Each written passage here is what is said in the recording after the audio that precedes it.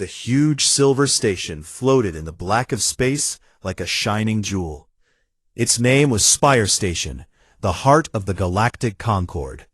For hundreds of years, almost every thinking species in the galaxy had gathered here to talk, make rules, and keep peace.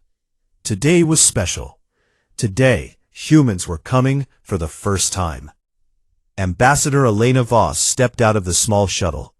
She was tall, with short dark hair and calm green eyes. She wore a simple gray uniform with the blue Earth symbol on the shoulder.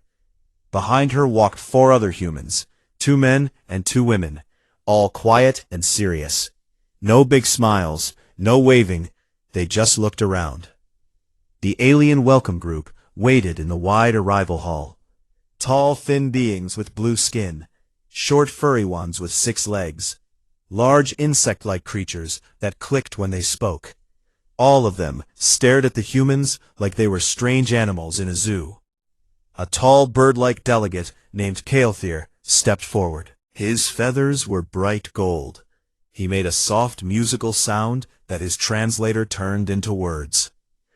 "Welcome, humans of Earth. The Concord is happy to see you. You are the newest children of the stars." Elena gave a small nod. "Thank you. We are happy to be here." The aliens smiled, or at least tried to. Many thought humans were weak, short lives, soft skin, no natural weapons. They had heard stories. Humans like to talk too much, cry over small things, and die easily. Some aliens even joked that humans were prey who learned to build ships. The group walked through long white halls to the great chamber. The chamber was round and huge. Thousands of seats rose in circles around a central platform. Holographic screens floated everywhere, showing stars, planets, and trade routes. When Elena and her team entered, many heads turned. Whispers filled the air. "Look at them. So small.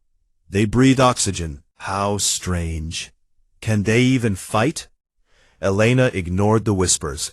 She took her seat in the observer section. The humans sat straight, hands on their laps, faces calm. The meeting began. Old topics first: trade deals, border problems, new mining laws. Then a new voice came through the speakers. It was deep and rough, like stones grinding together. "This is Vrenkesh of the Void Reavers." A hologram appeared above the center platform.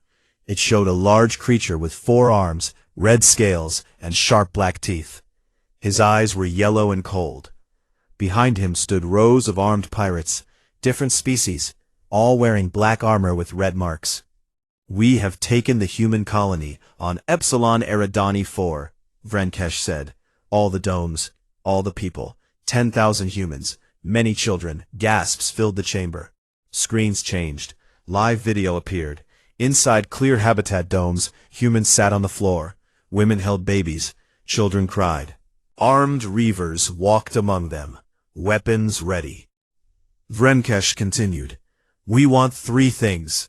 100 billion Concord credits, full control of the 3 border sectors near your new human worlds, and all human ships must leave those sectors in 20 standard days." He laughed, a low, ugly sound. "If you do not pay, we open the domes. No air, no mercy. You will watch them die on every screen in the galaxy." The chamber exploded with noise. Delegates shouted. Some stood up. Others covered their faces. A squid-like being from the water world of Thalor spoke first. "This is terrible. We must pay. Lives are more important than money or land." An insect delegate clicked quickly. "Yes, negotiation is the way. We have done it before with pirates. We can do it again." Kael'thir, the bird delegate, looked at Elena. "Ambassador Voss, what does humanity say?" "Your people are the ones in danger."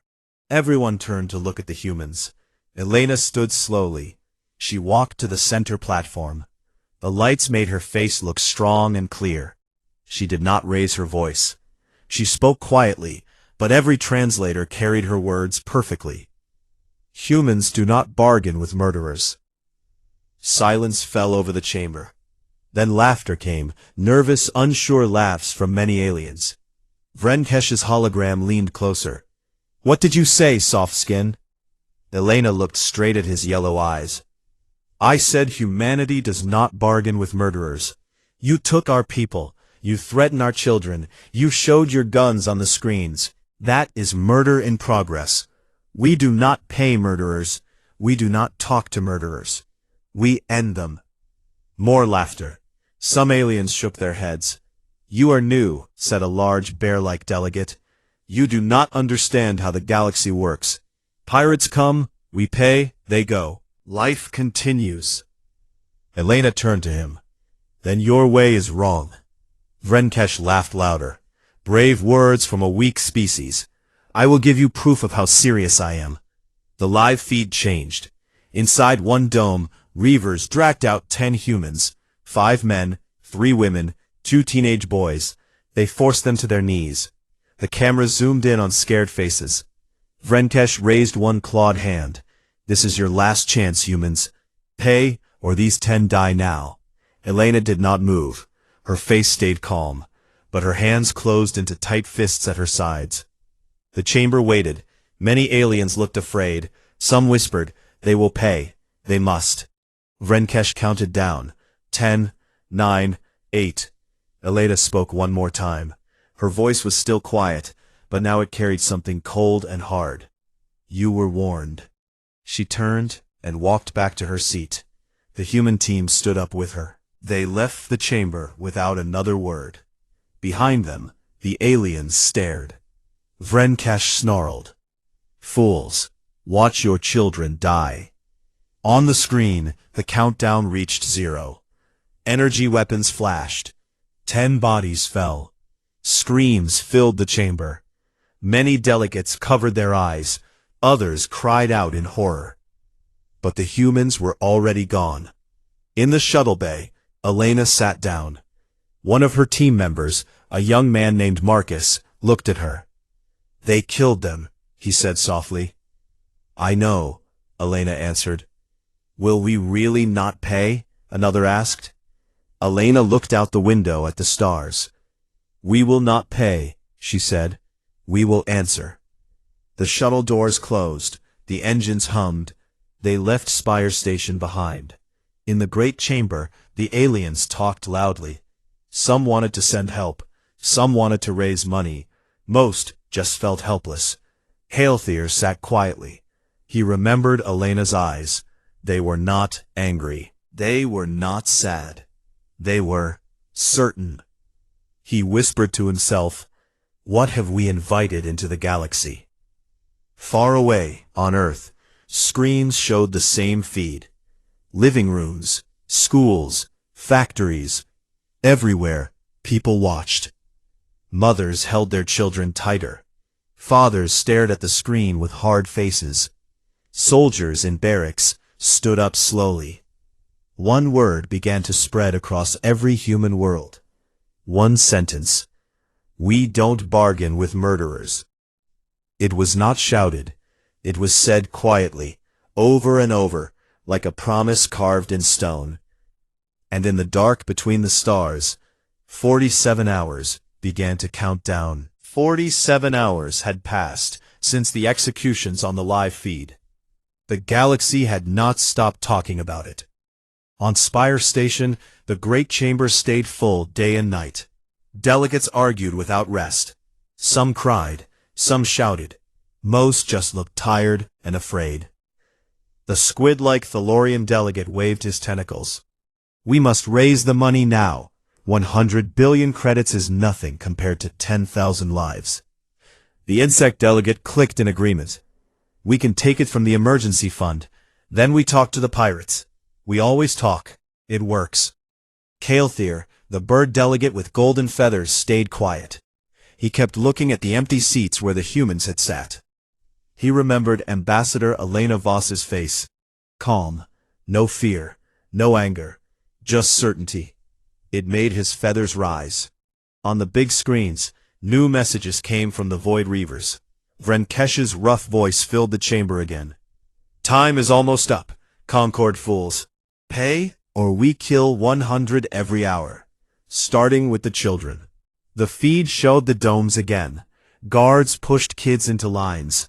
Mothers screamed. Fathers tried to fight and were beaten down. The galaxy watched in horror. Many delegates turned away from the screens. Some left the room. Others sent urgent messages to their home worlds. Send credits, send help, do something. But no one knew what to do. Far away in human space, things were different. On Earth, in the big assembly hall in New Geneva, leaders from every nation sat together. No fighting, no arguments. They watched the same feed everyone else did. When the first executions happened, the room went silent. Then one man stood up. He was old, with white hair and a soldier's straight back. He said only one thing: "We don't bargain with murderers." The words spread like fire. Not shouted, not cheered, just repeated, quietly, firmly, on every street, in every home, on every ship, on every colony. We don't bargain with murderers. No long speeches, no flags waving, just those words. Then the orders came. Task Force Retribution received the command. 16 ships, not the biggest fleet humanity had, not even close. But these were the ones chosen. Fast, heavily armed, crews that had trained for years in silence. The lead ship was called Invictus, a long, dark needle of a ship. No bright colors, no fancy designs, just black hull and hidden weapons. Captain Marcus Hale stood on the bridge. He was the same young man who had sat next to Elena Voss in the shuttle. Now he wore a plain black uniform. His face was hard. "Jump status?" he asked. "Ready, sir," the navigator answered. "Target Epsilon Eridani system. Full combat transit. No warnings, no signals." The crew nodded. No questions. The 16 ships vanished from normal space. They moved at speeds that bent light itself. In human ships, the drive did not make pretty colors or loud noises. It just worked. Quiet. Deadly. Back at Spire Station, the aliens kept trying to contact the Reavers. They offered half the money, then most of it. Venkesh laughed each time. "You think I care about credits now?" he said. "I want to see humans break. I want the galaxy to see it too." He gave the order. "Prepare the next group. 50 this time. Make it slow. Let the cameras catch every scream." The Reavers cheered. They liked the fear. Then something changed. Deep space sensors on Spire Station beeped. Alarms sounded softly at first, then louder. A junior technician looked up. Multiple contacts. High velocity. Coming in fast. The chamber quieted a little. "Whose ships?" Kael'thir asked. The technician checked again. His voice shook. "Human. 16 signatures. They are on direct course for Epsilon Eridani 4. No hails. No transponders. Just coming." Murmurs started. 16? The bear-like delegate said. "Against 200 Reaver ships? They are insane." "They will be destroyed in minutes," another said. But Elena Voss's words came back to many minds. "You were warned." Venkesh received the alert on his flagship. He sat in a throne made of bones and metal. His forearms rested on the arms of the chair. He smiled with sharp teeth. "Human ships," he said. "So few. Pathetic." He turned to his weapons officer. "Form the fleet. 300 ships now. We outnumber them 20 to 1. Let them come close. Then tear them apart. I want their wreckage for trophies." The Reaver fleet moved into position. Big, ugly ships with spikes and guns. They waited like wolves around a wounded animal. On the Invictus Bridge, Captain Hale watched the tactical map. Red dots showed the Reaver ships. Hundreds of them. "Time to intercept?" he asked. 3 minutes, the navigator said. Hale nodded. "All ships, weapons free. Kinetics only for the first pass. No beams, no mercy. Accelerate to .9 C on final approach." The crew answered as one. "Aye, sir." In the galaxy, people started to watch. News feeds switched to the Epsilon Eridani system. Everyone waited for the humans to die. Venkesh opened a channel. He wanted the galaxy to hear him mock them. "Human fleet," he said. "This is Venkesh. Turn back now, or join your children in death." No answer came. The human ships kept coming. Faster, faster. Then the first shots. Not lasers, not plasma. Simple metal slugs. Iron rods the size of a man's arm. Accelerated to almost the speed of light. They hit without warning. The first Reaver cruiser exploded in a silent white flash. Then another. Then 10 more. The slugs punched through armor like paper. No shields could stop them at that speed. The physics was simple. Mass times velocity. Nothing else mattered. Venkesh stared at his screens. What is this? His fleet tried to fire back. Beams and missiles flew toward the human ships. But the humans moved too fast. They twisted at impossible angles. Their drives pushed them in ways alien physics said should not work. Another wave of kinetics came. More ships died. The Reaver formation broke. Panic spread. "Retreat!" Venkesh shouted. "Fall back to the outer line." Too late. Human boarding pods launched during the kinetic storm. Small black cylinders. They slammed into the biggest Reaver ships. Cutting torches burned through hulls. Marines in dark armor poured inside. Inside the habitat domes, something else happened. Weeks before contact with the Concorde, human civilian contractors had arrived on Epsilon Eridani 4. Engineers, doctors, teachers, or so the colony records said. Now those same people stood up. They had hidden weapons, knives, pistols, explosives made from mining tools. When the Reaver guards looked at the screens in shock, the humans moved. A mother grabbed a guard's rifle. She shot him in the face. A teenage boy tackled another guard. He broke the alien's neck with his hands. In every dome, the same thing. Fast, brutal, quiet. Not one more hostage died after that moment. Venkesh's flagship shook. Alarms screamed. Red lights flashed. "Boarders on decks 3 through 9, his officer yelled. Venkesh stood up. His 4 arms reached for weapons. He looked at the main screen. A human marine in black armor stood there, face hidden behind a smooth visor. No mouth, no eyes visible. Just black. The marine spoke. Voice calm, cold. "Venkesh, your time is up. I will eat your hearts." The marine did not answer. He just raised his weapon. Outside, the battle continued. Reaver ships died one after another. Human ships took almost no damage. They were too fast, too precise. The galaxy watched in silence. No one laughed anymore. No one called humans weak. On Spire Station, Kael'thir whispered to himself, "They really meant it." And the 47 hours were over. The battle in the Epsilon Eridani system did not last long. It was not a fight of honor or long speeches. It was fast, cold, and final. Captain Marcus Hale watched from the bridge of the Invictus. The tactical screen showed red dots disappearing one after another. Each time a human slug hit a Reaver ship, the dot blinked out. No explosion lights on the screen. Just gone. "Status," Hale said quietly. "Enemy formation collapsed," the tactical officer answered. 87 confirmed kills.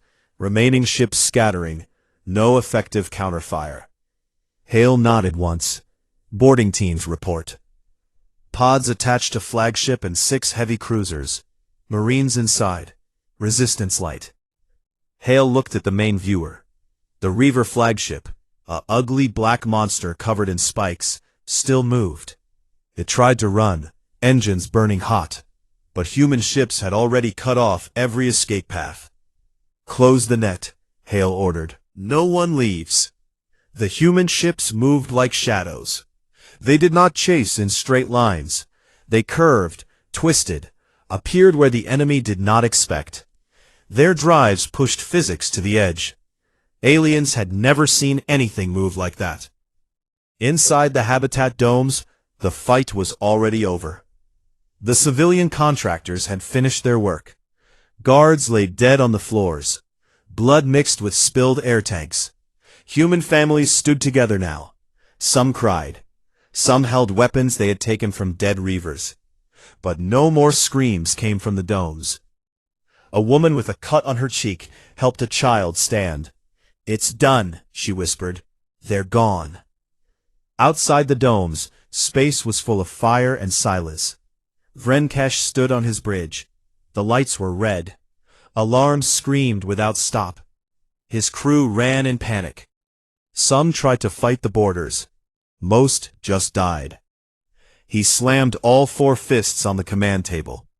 "Where are my guns? Fire everything." A trembling officer answered. "Main batteries offline. Secondary weapons destroyed. Hull breaches on every deck." Venkesh turned to the main screen. A human marine in black armor filled the view. The visor was smooth and dark. No face, no emotion. "You," Venkesh growled. "Who are you?" The marine did not answer right away. He stepped forward. Behind him, more humans moved through the smoke. They checked corners. They moved as one. The marine finally spoke, voice calm, flat. "Does not matter. You crossed the line. That is enough." Venkesh laughed. It was a weak sound now. "I have ships left. I have allies. You think this ends here?" The marine tilted his head slightly. "Your ships are dead. Your allies are running. You have nothing left." Venkesh pulled a heavy pistol from his belt. He aimed it at the screen. "Then I die fighting." He fired. The energy bolt hit the camera. The screen went black. But the humans were already there. On the bridge, the doors blew open. Marines poured in. Venkesh swung his arms. He hit one marine hard. The man flew back. But another came. Then another. They did not shoot him. Not yet. They pinned his arms. One marine put a knee on his chest. Another took the pistol away. Venkesh struggled. His scales cut the floor. He roared. The first marine, the one from the screen, walked forward. He removed his helmet slowly. It was a woman. Short hair, scar on her cheek, eyes cold like winter. She looked down at Venkesh. "You killed 50 of our people," she said. "On camera, for show." Venkesh spat blood. "I would do it again." She nodded once. "I know." She turned to her team. "Secure him. No quick death. He waits." He screamed curses until a gag went in his mouth. The bridge fell quiet. Outside, the last reaver ships tried to jump away. Human kinetics caught them mid-jump. Silent flashes, then nothing. The battle was over in less than 2 hours. On Spire Station, the great chamber was frozen. Every screen showed the same thing. Dead reaver ships drifting. Human ships moving among them like hunters after the kill. No one spoke for a long time. Kaothir's feathers were flat against his head. He stared at the images. "They sent 16 ships," he whispered, "and they won." The bear-like delegate sat heavily. "This is not war. This is something else." The squid delegate's tentacles shook. "We must contact them, now, before they do more." A technician ran in. "Incoming message from human flagship." The chamber lights dimmed. A hologram appeared in the center. It was Captain Hale. No smile. "Galactic Concord," he said. "The Void Reavers are finished. The colony is safe. All hostages recovered. No further losses on our side." He paused. "But this is not the end." Murmurs started. Hale continued. "We told you. Humanity does not bargain with murderers. You laughed. You offered money. You offered land. We told you no." His eyes looked straight through the hologram. "Now hear this clearly. Any species, any group, any pirate, If you take human lives as a tool, if you kill even one to make a point, the answer will be the same. Not words, not deals, action, immediate, final. He looked around the chamber, even though he could not see them. Do not test us again. The hologram vanished. Silence again. Then the Thalorian delegate spoke softly. They mean it. Kael'thir nodded slowly. Yes, they do. Across the galaxy, news feeds repeated the same images. Dead Reaver ships, empty space. Human marines walking through wreckage. On many worlds, leaders watched quietly. Some turned pale. Some ordered their fleets to stand down. Pirate bases went dark. Communications stopped. In one dark corner of space, a small Reaver outpost received the news. The leader, a young Kazathar like Vrenkesh, stared at the screen. He turned to his second. Pack everything. We leave. Now. Why? The second asked. Because if we stay, they will find us. The second looked confused. But we did nothing. The leader laughed without humor. Does not matter. They do not care. They only remember the ones who did. They left that night. The base stayed empty. Back on the Invictus, Captain Hale stood alone on the bridge. The crew worked quietly around him. He looked at a small photo on his console. A girl, maybe 8 years old, smiling. She had been one of the first 50 killed. Hale touched the photo once. Then he turned away. Set course for the next Reaver base, he said. We are not done. The navigator looked up. Sir, 17 known bases, Hale answered. We finish what they started. The ship turned slowly. Engines hummed. The galaxy watched. And for the first time in thousands of years, many species felt something new. Fear. Not of weapons, not of ships. Fear of humans. Because humans did not bargain. They ended things. And they were only beginning. Task Force Retribution did not stop after the colony was freed. The 16 ships turned away from the drifting wreckage and set new courses. Captain Marcus Hale looked at the captured data from Vrenkesh's flagship. 17 more Reaver bases, hidden shipyards, slave markets, weapons caches, all marked on maps the pirates thought were secret. Next target, Hale said. Kappa Indi System, Reaver Repair Yard, estimated 200 personnel, light defenses. The navigator entered the coordinates. Jump ready in 5 minutes. No celebration came from the crew. No high fives. No cheers. They worked in silence. Faces calm. Eyes focused. The fight was not over. It had just started. The first jump took them to Kappa Indi in under an hour. The repair yard was a ring of metal around a small moon. Ships sat in dry docks. Workers moved between them. Reaver guards walked the platforms. They never saw the humans coming. Kinetics again. Fast. Silent. Slugs punched through the ring structure. Sections broke apart. Air vented into space. Ships exploded in their cradles. The yard became a cloud of fire and metal. Boarding pods followed. Marines landed on the remaining platforms. They moved room by room. No warnings. No calls for surrender. Every armed Reaver died. The unarmed ones, workers, mechanics, were zip-tied and left for local authorities. Humans did not kill those who did not fight. In less than 90 minutes, the yard was empty.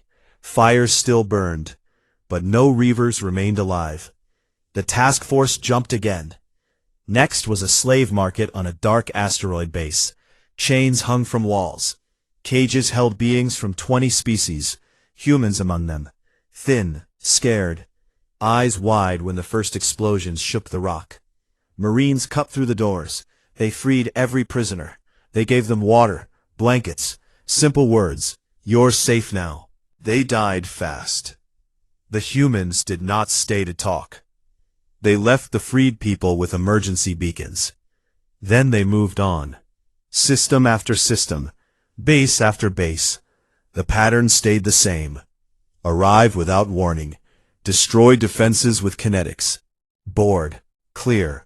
Leave nothing behind that could rebuild. 17 targets. 3 days. News feeds across the galaxy showed it all. Every jump. Every explosion. Every empty base left drifting. Reporters could not keep up. Screens filled with smoke and silence. On Spire Station, the great chamber was packed tighter than ever. Delegates stood in the aisles, no seats left, eyes fixed on the screens. A new feed appeared. It showed the last Reaver base, a fortified world called Zorath Prime. Heavy guns, shield generators, thousands of troops. The human ships arrived in orbit. No message, no demand. Kinetics rained down, shields collapsed in seconds. The surface became craters. Then, boarding teams landed. The feed cut to inside the main command bunker. Reaver officers shouted orders. Then humans entered. Black armor, smooth visors. One by one, the officers fell. No long battle. No heroic last stand. Just quick ends. The camera caught the face of the last Reaver leader. He looked up at a Marine. "Please," he said, "we surrender." The Marine paused, then spoke. Too late. A single shot. The feed went dark. Kael'thir sat with his feathers pressed tight to his body.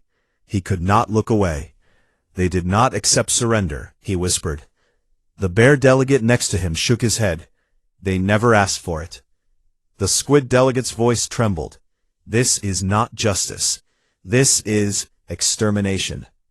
No one answered. Then a new hologram appeared in the center of the chamber. Ambassador Elena Voss stood there. She had returned to Spire Station alone. No team, no guards, just her. Gray uniform, calm face. She looked around the room. Every species watched her. 2 days ago, she began, you told us to negotiate. You told us lives were worth money. You told us compromise was the civilized way. She paused. We told you no. Her voice stayed quiet, but it reached every corner. Now look. Behind her, screens lit up. Images of the 17 bases, smoking ruins, empty slave pens, freed prisoners being loaded onto rescue ships, dead Reavers floating in space. These places took humans, sold them, beat them, used them. We ended them. She stepped closer to the center. Listen carefully. This is the new rule for humanity in this galaxy. Her eyes moved across the faces of the delegates. If any being takes a human life to force a bargain, if any group kills even one of us to send a message, the response will be the same. Not talk, not payment, not waiting. Immediate, complete. Final. She let the words hang. There is no second chance. There is no mercy for murderers. Plan your actions with that in mind. She looked straight ahead. Do not make us come for you. The hologram faded. Silence filled the chamber for a full minute. Then whispers started. Soft at first, then louder. They mean every word. We cannot fight that. What if they turn on us next? Kael'thir stood slowly. His voice was small. They will not, he said. Not unless we give them reason. Many heads nodded. The bear delegate spoke next. We must change how we speak of them. No more jokes. No more weakness talk. The squid delegate added, and no more paying pirates. If we reward murder, we invite more. A new feeling spread through the room. Not anger, not hate. Respect mixed with fear. Outside the station, the blue planet Earth turned slowly in the distance. Small, quiet, ordinary looking. But now every alien who saw it felt something different. On human worlds, people watched the news. Families sat together. Soldiers cleaned weapons they had not used in years. Children asked questions. Did we win? Parents answered simply. We protected our own. No parades, no victory speeches, just quiet pride. In one small home on a colony world, a mother held her son close. He had been in one of the domes, alive because of what happened. She kissed his head. "They came for us," she said. The boy nodded, and they didn't stop. Across the galaxy, pirate guilds received the message. Many closed their doors that night. Ships vanished into deep space. Leaders changed names, hid. One old pirate captain sat in a dark bar on a fringe world. He looked at the screen showing the empty bases. He raised his glass to no one. "To the humans," he said, "may we never meet them." Then he left, and never came back. On Spire Station, Elena Voss walked the empty halls after the speech. She stopped at a window. Stars shone bright. A young alien technician approached. He was small, furry, nervous. "Ambassador," he said, "is it over?" She looked at him. "For now," she answered. He swallowed. "Will you stay?" She smiled, just a little. "We are here," she said, "part of the Concord now. But remember what you saw." The technician nodded fast. "I will." She turned back to the stars. The galaxy had changed, not with grand words, not with treaties, with actions. And the message was clear. Humanity did not bargain with murderers.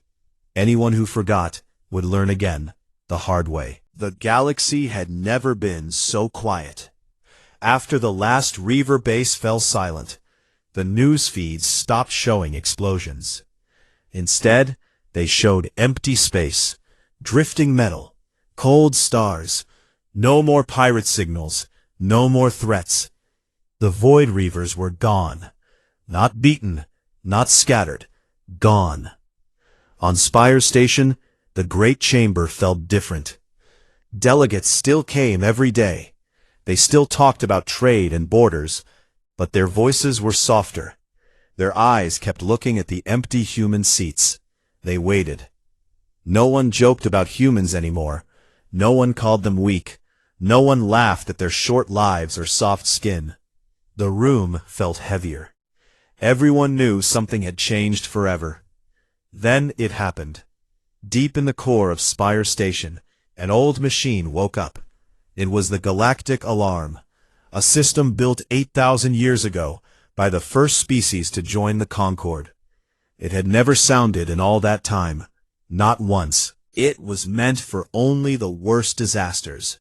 Black hole storms, rogue AI fleets, plagues that could end worlds. Lights flashed red along ancient corridors. A low tone started. It was not loud. It was deep. It went into bones. It made hearts beat faster. The tone spread through every speaker on the station, then through every relay, every ship, every planet in the Concord. The message came in every language at the same time. Galactic Alarm, Code Omega 9. Humanity has drawn the line. Cross it at your peril. The words repeated 3 times. Then silence. Panic came fast. On core worlds, leaders ran to emergency rooms. Fleets received sudden orders to stand down. Ships turned away from borders. Pirate hideouts that still existed closed their doors and powered off. Entire guilds vanished overnight. In one busy trade hub, a group of merchants from different species stood frozen. They watched the message on a public screen. One of them, a tall, thin being with silver skin, spoke first. They activated the alarm, for humans. His friend, a short, furry one, nodded slowly. I thought it was a myth. Across the galaxy, the same scene played out. Families gathered around screens. Children asked questions. Parents had no good answers. On a water world far from the center, an old squid-like elder floated in his tank. He had lived through 3 wars. He had seen empires rise and fall. He looked at the alarm message and closed his eyes. They are not like us, he told his grandchildren. We talk, we pay, we wait. They act. And when they act, things end. In a dark bar on a fringe moon, the old pirate captain from before sat alone again. He stared at his empty glass. He laughed once, short and bitter. May we never cross their line. This time, no one answered. Back on Spire Station, Caelthyr walked the observation gallery. The big window showed the blue planet Earth, turning slowly. It looked small, peaceful, ordinary. A young alien diplomat joined him. She was from a new species, only 50 years in space. Her skin was soft green.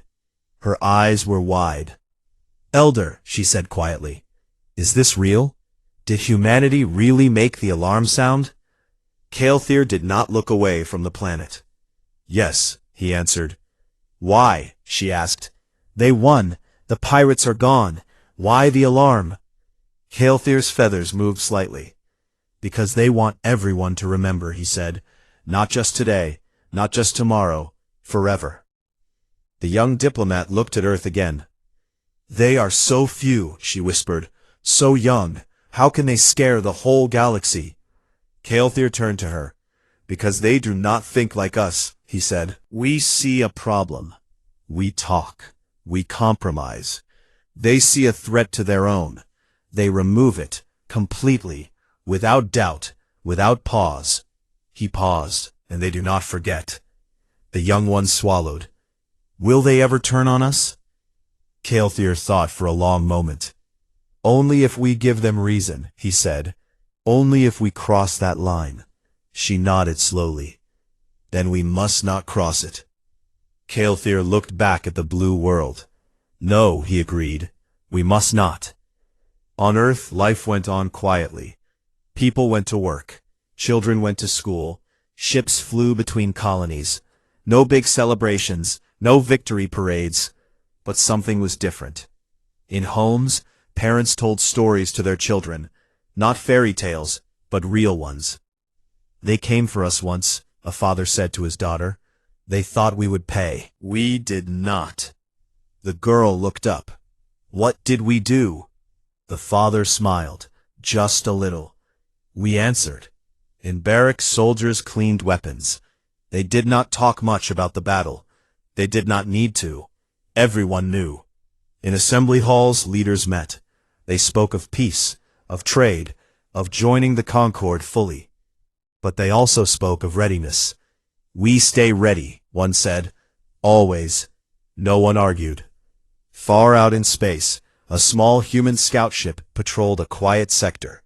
The captain looked at his screen. No threats, no signals. He leaned back. "Another quiet day," he said to his crew. They nodded. "Good," one answered. "Quiet is good." The ship moved on. In the galaxy, the alarm tone was never forgotten. It became part of stories, part of lessons, part of warnings. On many worlds, teachers showed the old footage, not to scare children, but to teach them. This is what happens when you cross the human line. Children listened. They remembered. Years passed. New species joined the Concord. Old ones grew wiser. But the rule stayed the same. Do not take human lives as tools. Do not kill to bargain. Do not test them. Because humanity does not bargain with murderers. They end them. And the galaxy learned to live with that truth. One day, long after the events, a group of young aliens stood in the observation gallery on Spire Station. They looked at Earth, still blue, still turning. One of them, a tall bird-like youth, spoke. "They still seem so small." An elder next to him smiled. "Size does not matter," he said. "Will does." The youth thought about that. "Then they have a lot of will." The elder nodded. "More than anyone ever expected." The group stayed quiet for a while. Then one more question came. "Will they always be like this?" The elder looked at the blue world. "As long as they breathe," he said. "Yes." The stars kept shining. Ships kept flying. Trade kept flowing. But the line was there. Invisible. Clear. And no one crossed it again. Because the galaxy had learned. Humanity does not bargain with murderers. And the galaxy never forgot.